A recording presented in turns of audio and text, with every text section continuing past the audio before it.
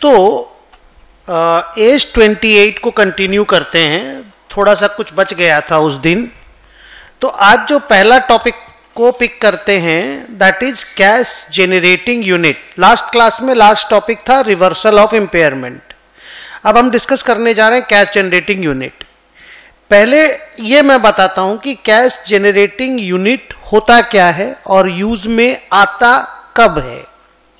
कहते हैं कि अगर एक इंडिविजुअल असेट जिसमें आपको प्रॉब्लम दिखाई दिया, इंडिकेशन ऑफ इम्पेयरमेंट दिखाई दिया, if that asset does not generate independent cash flows, rather it is generating cash flows together with or in tandem with or when working with other assets, अगर ऐसा होता है then the concept of cash generating unit comes into the picture.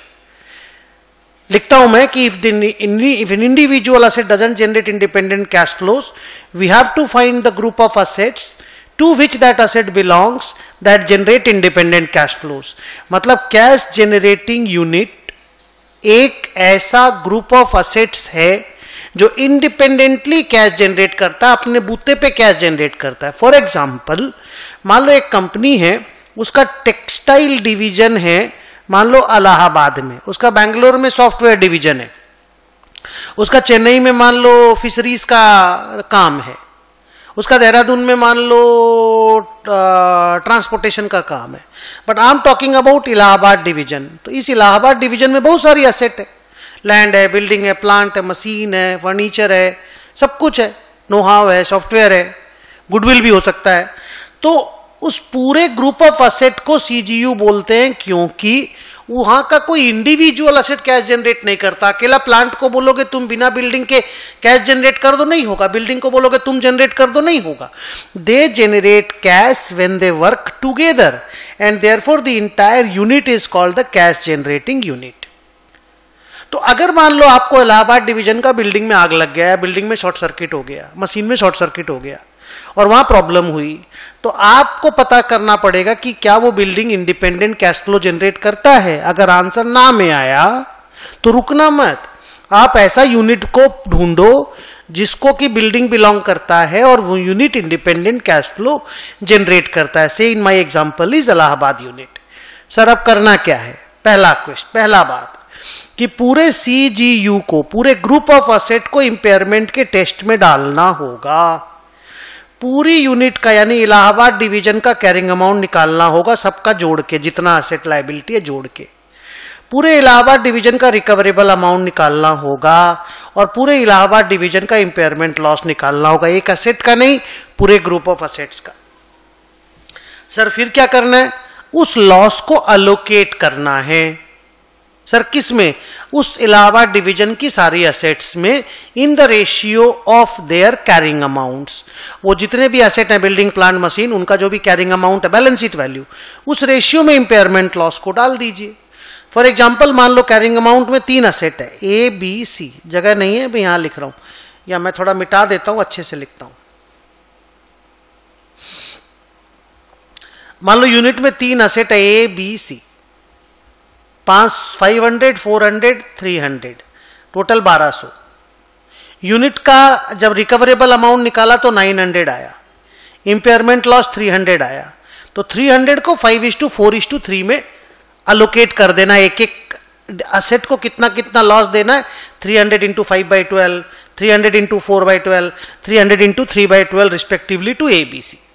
Okay, अब जब आप loss allocate करोगे तो individual asset के कैरिंग अमाउंट गिरेंगे। तो गिरते वक्त ये ध्यान देना है कि वो इस 3 अमाउंट में से जो सबसे हाई है उससे नीचे उस असेट का रिवाइज्ड कैरिंग अमाउंट नहीं होना चाहिए। तो अगर उस इंडिविजुअल, मान लो आपने लॉस दिया, पहले सुन लो, the revised carrying amount of any individual asset should not go below the highest of net selling price of that asset, value in use of that asset and 0। और ये दोनों में साफ लिखा हुआ इफ डिटर्मिनेबल। अगर डिटर्मिनेबल नहीं है दोनों तो कोई प्रॉब्लम नहीं है, जितना लॉस जिसको मिला। फॉर एग्जांपल इसको 300 इंटू 5/12 मिला ना, तो 300 इंटू 5/12 कितना हुआ?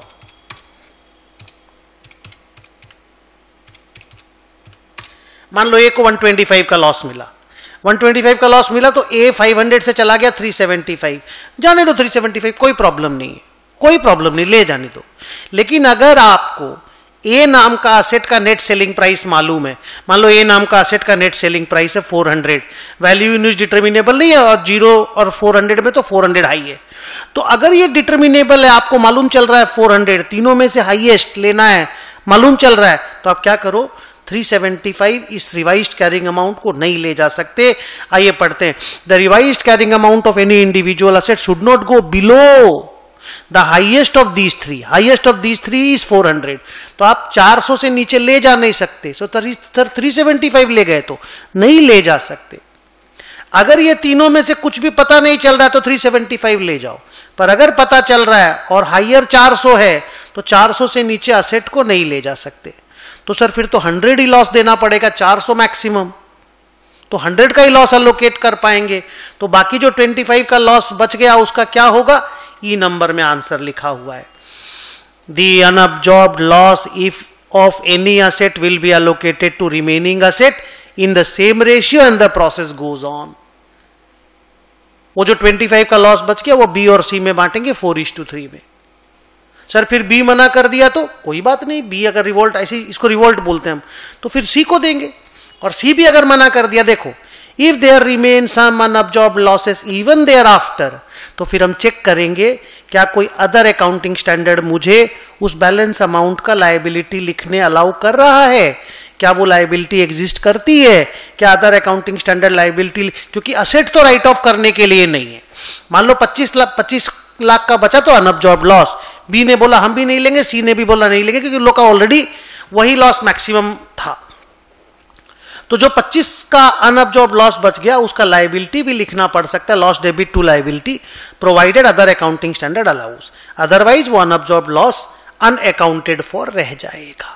सो this is how cash generating unit का इंपेयरमेंट होता है। अब हम डिस्कशन करने जा रहे हैं इंपेयरमेंट ऑफ गुडविल, और गुडविल की कहानी कैश जनरेटिंग यूनिट से जुड़ी हुई है। बोलो क्यों? क्योंकि गुडविल अराइज होता है जब आप कोई कंपनी एक्वायर करते हो, बिजनेस एक्वायर करते हो। सेल्फ जनरेटेड गुडविल तो बैलेंस शीट में लिखते नहीं है, और जब आप कोई कंपनी एक्वायर करते हो तो साथ में बिजनेस आता है। बिजनेस आया मतलब ही कैश जनरेटिंग यूनिट आता है। तो अगर आपने मान लो एक बिजनेस की कंपनी खरीदी, उसमें 2 कैश जनरेटिंग यूनिट था, इलाहाबाद बैंगलोर। आप कंपनी खरीदे, कंपनी का नाम था काइनेटिक लिमिटेड, उसमें 2 बिजनेस था, एक इलाहाबाद में एक बैंगलोर में। आपने एक्वायर किया और आपने टोटल गुडविल का पेमेंट किया 50 करोड़ रुपया। तो 2 सिचुएशन आएगी, या तो आप बता पाओगे 50 करोड़ रुपया में इलाहाबाद के लिए आपने कितना, इलाहाबाद डिवीजन टेक्सटाइल वाला और बैंगलोर सॉफ्टवेयर वाला, दोनों के लिए कितना कितना गुडविल का पेमेंट किया, या तो मैनेजमेंट बता पाएगा। हम लोग बोलते हैं गुडविल कैन बी अलोकेटेड, या मैनेजमेंट नहीं बोल पाएगा, नहीं भाई हम 50 करोड़ का तो बिजनेस के लिए पे किए, ए के लिए कितना पे किए, बी के लिए कितना पे किए, हमको नहीं मालूम। तो question is called goodwill can not B allocated. तो अगर गुडविल कैन बी अलोकेटेड तो ऐसा करना है, और अगर goodwill can not B allocated तो बी में जो लिखा हुआ है वो करना है। आइए डिस्कस करते हैं। गुडविल कैन बी अलोकेटेड तो क्या करना है। तो मान लो गुडविल अलोकेट हुआ, बोला ए का गुडविल 30, बी का गुडविल 20 से 3:2 में अलोकेट हुआ, और मैनेजमेंट इसको रैशनल अलोकेशन मानता है। तो आपको पहले पता करना पड़ेगा कौन से डिवीजन में प्रॉब्लम है। मान लो इलाहाबाद डिवीजन में प्रॉब्लम है, तो मैंने बोला find the CGU under consideration, Allahabad division, find it share of goodwill that is 30, add carrying amount of its assets with goodwill. मान लो इलाहाबाद डिवीजन में और 4 असेट है, इलाहाबाद डिवीजन की असेट्स के नाम है PQRS, या 2 ही पकड़ते हैं, 4 में थोड़ा टाइम ज्यादा लगेगा। 2 असेट है PQ,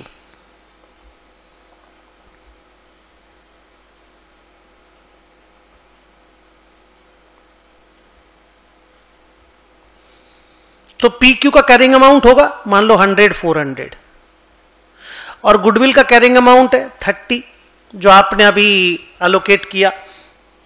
तो इसको ऐड कर दो, add the carrying amount of the Allahabad division का अदर असेट्स विथ गुडविल, आया मान लो 530। नाउ इस इलाहाबाद डिवीजन का रिकवरेबल अमाउंट निकाल लो। मान लो रिकवरेबल अमाउंट आया 410। रिकवरेबल अमाउंट वैसे ही निकलेगा, नेट सेलिंग प्राइस और वैल्यू इन यूज। अब यूनिट का इंपेयरमेंट लॉस निकला मान लो 120। क्या करना है, सबसे पहले 120 में देखो इंटायर इंपेयरमेंट लॉस, पहले find its recoverable amount and impairment loss हो गया। Recoverable amount of the Allahabad division is 410, impairment loss is 120। इसको पहले गुडविल को इंपेयर करने में काम में लेना है। इंटायर 120 लाख गुडविल को दे दो, तो गुडविल को तो 30 लाख में ही जीरो हो जाएगा गुडविल, तो 30 लाख का लॉस गुडविल को देके गुडविल खत्म कर दो। सर अभी तो 90 लाख का लॉस और बचा, 90 लाख का लॉस 1:4 में, जैसा अभी थोड़ा देर पहले बताए थे ना 8 नंबर पैराग्राफ में, 90 लाख के लॉस को 1:4 में डिवाइड कर दो और वो जो प्रोसेस पूरा आपको बताए थे उस प्रोसेस को कंटिन्यू करो। देखो मैंने लिखा the remaining impairment loss will be dealt as per para 8 above. Okay, so if the goodwill can be allocated, my discussion comes to an end there. But now say the goodwill can't be allocated. मान लो 50 का goodwill था, 2 division था A B, और हम नहीं पता कर, company का नाम था काइनेटिक लिमिटेड जिसको मैंने खरीदा था, और मेरी प्रॉब्लम है कि मैं नहीं बता पा रहा हूं कि ये जो 50 लाख की गुडविल है या करोड़ जो भी अमाउंट ले लो, 50 को दिमाग में रखो, हम नहीं बता पा रहे हैं ए का कितना बी का कितना, और प्रॉब्लम ए में है, तो आप पहले ए को इंपेयर कर दो, ए का बिना गुडविल के। सर ए का गुडविल तो कुछ तो है, आप बता नहीं पा रहे तो क्या हुआ, सुनो तो कितना अच्छा प्रोसेस है। आप पहले ए का इंपेयरमेंट कर लो, ए का कैरिंग अमाउंट, ए का रिकवरेबल अमाउंट, ए का इंपेयरमेंट लॉस लगा करके ए को इंपेयर कर दो। अब क्या करो, गुडविल का इंपेयरमेंट, क्योंकि गुडविल कुछ तो ए का भी था लेकिन आप पता नहीं कर पाए, तो गुडविल के इंपेयरमेंट के लिए आप लार्जर सीजीयू को खोजो, वो लार्जर सीजीयू जिसको गुडविल बिलोंग करता है, वो लार्जर सीजीयू जो जिसके साथ गुडविल को आप एसोसिएट कर सकते हो। तो सर लार्जर सीजीयू तो काइनेटिक लिमिटेड था जिसको जब मैं खरीदा था तो गुडविल आई थी, हाँ तो ढूंढो काइनेटिक लिमिटेड को, तो सर ए और बी मिला दो तो काइनेटिक लिमिटेड है, कोई बात नहीं। अब इस काइनेटिक लिमिटेड को इंपेयर करो सो दैट गुडविल इंपेयर हो जाएगी। तो सर अब करना क्या है, ए को आप ऑलरेडी इंपेयर कर चुके हो, ए का इंपेयर्ड वैल्यू, बी का ओरिजिनल वैल्यू, और गुडविल को जोड़ करके बोलो this is my larger CGU का कैरिंग अमाउंट। जैसे यहां पे नहीं किए थे क्या, पी क्यू और गुडविल जोड़े थे, तो आपको अभी क्या करना है, क्योंकि ए इंपेयर हो चुका है तो इंपेयर्ड ए, बी का सारा एसेट और गुडविल जोड़ करके बोलो ये लार्जर सीजीयू का कैरिंग अमाउंट है। फिर आप इसका रिकवरेबल अमाउंट निकाल लो, इंपेयरमेंट लॉस निकाल लो, इंपेयरमेंट लॉस गुडविल को अलोकेट कर दो। और ध्यान रखना ये जब आप गुडविल को लॉस दोगे ना, ये बाकी असेट में लॉस नहीं जाएगा, क्योंकि ये लॉस गुडविल से कम ही रहेगा। सर क्यों, क्योंकि बी में कोई प्रॉब्लम नहीं है, खाली ए में प्रॉब्लम था, तो ए का गुडविल खाली इंपेयर होने वाला था। तो आप देखना इसका जब सेकंड स्टेज में, इसको टॉप डाउन टेस्ट भी बोलते हैं, सेकंड स्टेज में जब गुडविल का इंपेयरमेंट होगा, सेकंड स्टेज में जब आप लार्जर सीजीयू का इंपेयरमेंट करोगे, उसका लॉस गुडविल से कम ही आएगा। डोंट वरी, आपके इतने बड़े बड़े क्वेश्चन नहीं आते, बट आपको जानकारी होना चाहिए। तो मैं पढ़ता हूं इस पैराग्राफ को, if goodwill can not be allocated will first impair the relevant CGU, bottom up test नाम है इसका, रेलेवेंट सीजीयू को इंपेयर करने का। thereafter we will find larger CGU to which goodwill can be allocated, top down test. Find carrying amount and goodwill of the larger CGU, add them. Use revised carrying amount of already impaired CGU जो मैंने आपको बोला, find the impairment loss of the larger CGU and impair goodwill. So this is the process of impairing your cash generating units when goodwill is there. एक अच्छा सा question लेते हैं, इससे आपको गुडविल के इंपेयरमेंट का फंडा समझ में आएगा। क्वेश्चन पहले पढ़ते हैं। एनडीए कॉर्पोरेशन लिमिटेड है, 31/3/2001 को इसने किसी का बिजनेस खरीदा, 5,000 लाख का परचेज कंसिडरेशन पेमेंट किया, असेट 4,000 का था, गुडविल 1,000 रुपीज का था, डिफरेंशियल आए नेटो माइनस पीसी करके 5,000 माइनस 4,000। असेट की यूजफुल लाइफ 8 साल की है, गुडविल जैसे 5 साल में अमोटाइज होता आपको मालूम है। 2 साल बाद 31/3/2001 को कंपनी खरीदे थे, 2 साल बाद प्रॉब्लम होने लगी, डिक्लाइन इन प्रोडक्शन हुआ, गवर्नमेंट की पॉलिसी की वजह से प्रॉब्लम हुई। कैश फ्लो अगले 6 साल का निकाला गया, क्योंकि 8 साल लाइफ थी, 2 साल के बाद 6 साल बचता है। डिस्काउंटिंग फैक्टर 10% दिया गया, वो नॉर्मल है, और ये कैश फ्लो है first year, second year, third year, fourth year, fifth year, sixth year. अब सर यहां पे 2004, 5, 6, 7, 8, 9 क्यों दिया हुआ, वो आपको समझ में आता है क्योंकि 31/3/2003 को हम लोग ये सारे कैलकुलेशन कर रहे हैं। तो अपने को बोला गया कि वैल्यू इन यूज पता करो, इंपेयरमेंट लॉस पता करो और रिवाइज्ड कैरिंग अमाउंट पता करो। पहले ओरिजिनल कैरिंग अमाउंट तो पता चले। तो ओरिजिनल कैरिंग अमाउंट के लिए आपको याद होगा आपके पास 4000 रुपीज का अदर असेट था जिसका ब्रेकअप अवेलेबल नहीं है, बिल्डिंग प्लांट मशीन क्या क्या है, और 1000 का गुडविल है। ठीक है, आगे देखिए,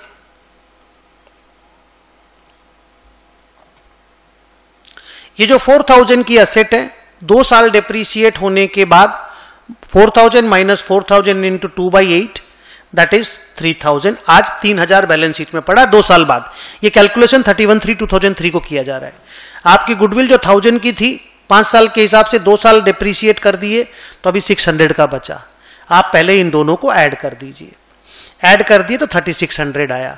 सो आज के दिन CGU with goodwill, CGU with goodwill 3600 का, इसको इंपेयर करना होगा।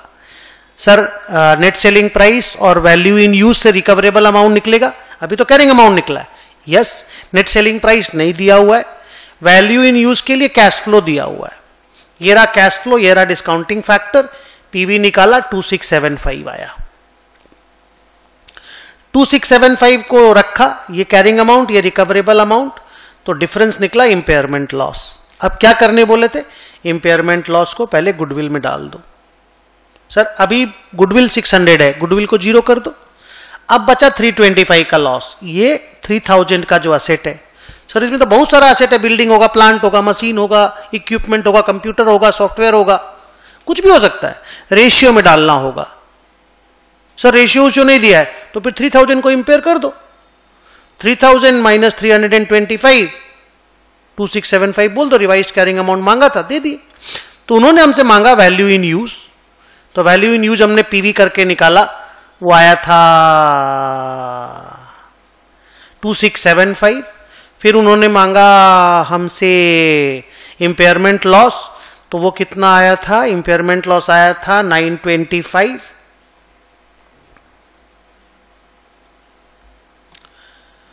फिर उन्होंने माना रिवाइज्ड कैरिंग अमाउंट, तो गुडविल तो 0 हो गया था पूरा, और असेट जो बाकी बचा था 3000 वो 325 जब डाल दिए उसको, माने इंपेयरमेंट का लॉस, तो बचा 2675।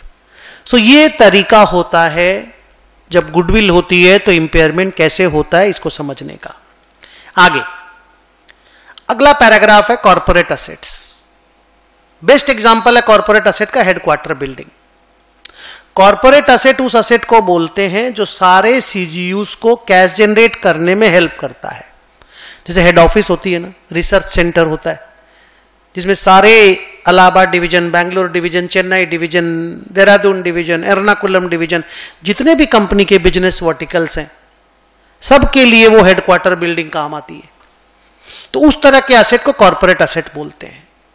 तो वो कॉर्पोरेट असेट भी तो किसी सीजीयू का है ना, एक अकेले सीजीयू का नहीं है, पर सबका तो है ना वो। तो जब कोई सीजीयू में प्रॉब्लम आएगी तो कॉर्पोरेट असेट का भी तो इंपेयरमेंट करना पड़ेगा मेरे बच्चों। तो करेंगे सर, कैसे करेंगे?